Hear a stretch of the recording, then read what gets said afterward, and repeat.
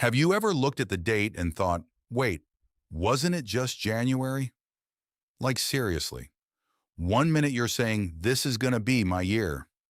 The next minute you're wondering where the last 6 months went, why your goals are collecting dust, and how your screen time somehow qualifies as a part-time job.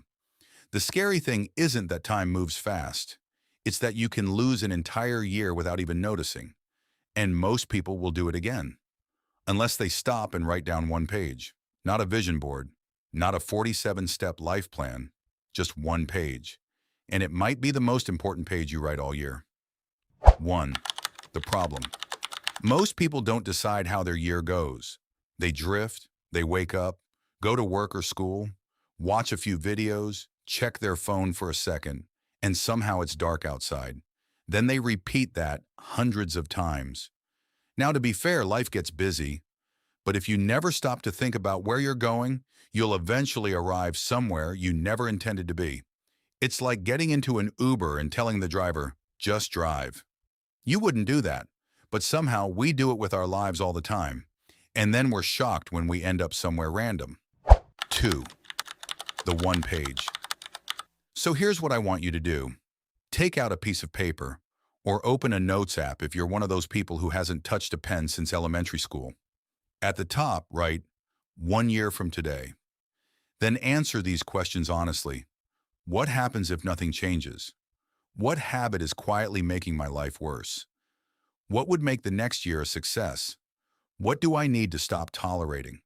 And what is one small thing I can start doing today? Not tomorrow, not Monday, not after watching 17 productivity videos. Today. The goal isn't to impress yourself.